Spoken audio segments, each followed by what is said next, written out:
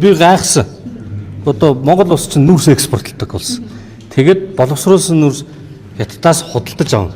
Энэ байл дээ тендер нь 226 тэрбум төгрөгөөр. Тэгээд ягаар манайх Хятадаас 226 тэрбумаар нүүрс авдیں۔ Хагас кокс буюу хөх нүүрсээр хийсэн шахмал түлш сиг 226 тэрбум төгрөгөөр худалдаж авна. Төсвийн ерөнхийлөн захирагч нийслэлийн засаг дарга 2025 оны 6 дугаар сарын 10 урилга нийтлэх огноо гэдэг ийм зүйл яригдчихэв. Тэгээд энэс өмнө одоо 5 хоногийн өмнө 6 дугаар сарын 5-нд улсын хурал тогтоол гаргасан. Улсын хурлын тогтоол юуны тогтоол гэхээр утааны сонсгол гэж бөө юм болж байгаа бидний сонсгол зохион байгуулсан шүү дээ. Тэгээд байгаль орчин хүмүүс хөдөө аж ахуйн байнгын орон дээр ажлын хэсэг гараад хилцээд баахан болжуулж дүгнэлтээ гаргаад чуулганаар оруулаад баталсан. Улсын хурлын тогтоол бол хууль хэрэгжих ёстой. 5 хоногийн өмнө улсын хурлын тогтоол гаргадаг. 5 хоногийн дараа нийслэл нь ийм тендер зарладаг.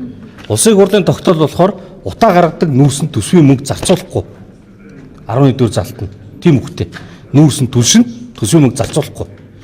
Нийслэлийн засаг даргаас болохоор нүүрсэнд түлш 226 тэрбумаар худалдаж авнаа. Би нэг ойлгохгүй байгаа. Энэ тогтоолын эсрэг ажиллаад байна гэсэн. Энэ хууль хэрэгжүүлэх ёстой. Нийслэлийн засаг дарга байна уу, засгийн газар байна уу? Хууль хэрэгжүүлэх ёстой.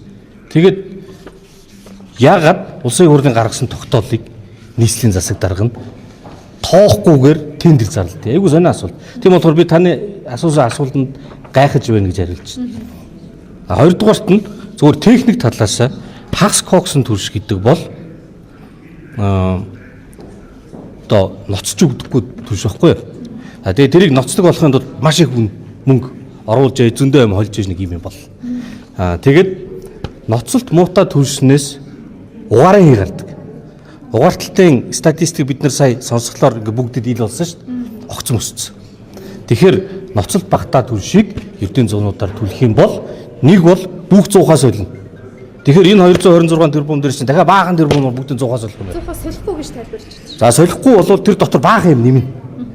Баахан юм нэмнэ. Тэгэхгүй шатдаггүй байхгүй юу? Нэмэлт бүтээгдэхүүн. Нэмэлт бүтээгдэхүүн хийн. Тэрэнд янз бүрийн химийн бүтээгдэхүүн дотроо хүчил төрөгчдөө шатлалтыг дэмждэг юм байна. За инхээр зэрэг энэний төсөв бол үн бол явж өгнө. Тэгэхээр 23 онд нийслэлийн иргэдийн төлөвлөлтийн хурал дээр нэг юм 177 тэрбум төгрөгөөр 115 мянган тонн хагас кокс Хятадаас авнаа гэж гаргаж ирээд бөө хуйлан болоод тэгээд буцсан. 23 онд шүү. Тэгэхээр яг ингэ үргэлжлээд 2 жил явж шүү. Тэгэхээр биш үү? Тэг чи 1 тонн 1.45 сая төгрөг байсан байгаа байхгүй юу? Тэр үед. За одоо бол магадгүй 2 сая төгрөг болох. Тэгэхээр 1 тонн шахмал түлш 2 сая төгрөг гэдэг чинь тэрний оронд хангалттай газар шат. Эсвэл бол цахилгаанаар бүр хангалттай хэрэглээ. Цахилгааны үн нэмэгчлээ гэдэг итгэлийн чинь бүр явж энэ бүр шал утгагүй юм орж ирж байна шүү дээ. Сая 500 2 сая төгрөгөөр нүүрс авч чадана гэж юу гэдэг юм. Тэгээд энэ одоо ингээ хэрэглэн дээр лаборатори дээр тэр тортог багтаа нүүрсийг шатаахаар тортог баг гардыг. Масс хэрэглэн дээр юм өөр гэдэг. Масс хэрэглэн дээр 100 мянган айл 200 мянган айл. Тэгэхээр яг өвлийн нөгөө дүн өвөл ингээд хөрс хөлтгөөр инверс гэдэг чинь утаа ингээд тогтцдог. Энэ үед тогтно. Багсарна. Дээрээс нь баах угаарталтууд бүртгэгдэнэ. Ингээд ирэнгүүд яах вэ гэхээр хөх нөгөө олон зуун тэрбум төгрөг хадчихв. Тэгээд дахиад буу ямарл. Тэгээд эцсийн дүнд нь мөнгө байхгүй. Төсвөө зарцуулсан.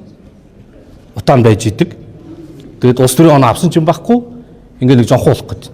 Энэ мөнгийг улсын хурлын тогтоол дээр бол одоо түлшинд биш дулаалганд эцэст хүн тэр тогтоо байр савал хамгийн чухал.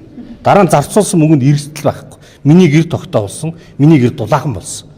Тэрнээс нэг өөр түлш яагаад тэгээд тэр нь одоо байгаа одоо мөнгө байхгүй шүү дээ Монгол улс чинь. Тэгээд байгаа хэдэн валюта буцаагаад нүүрс авахар зараа явж идэг. Тийм мангар юм гэж юу вэ? Тэгэхээр миний дүгнэлт хэлэхэд нэгдүгээрт улсын хурлаас том нийслэлийн дарга гэж байхгүй. Хуулиа биелүүл, тогтоолоо биелүүл. Хоёрдугаарт нь зарцуулах гэж байгаа мөнгийг ямар ч эрсдэлгүй ухаалаг юм зарцуул. Энд чинь нийтийн мөнгө. Яг одоо хүнд наалдцтай юмд нь зарцуул. За ийм зүйлийг бол одоо хийхгүй бол өнөөдөр ингээд ярилцчихлээ л дээ. Тэр ажлын хэсгийн гишүүд утааны сонсголын дараа дүгнэлт гаргасан хүмүүс. Тэгэхээр одоо гишүүд ер нь албан ёсоор бичгээр шаардлага бол хөрвүүлнэ.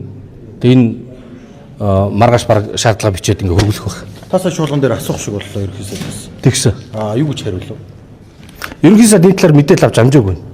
Өнөөдөр гинт юм гараад ирсэн. Тэгээд ер нь бол ойлгомжтойч бид бүгд хуулиар хэрэгжүүлэх хэрэгтэй.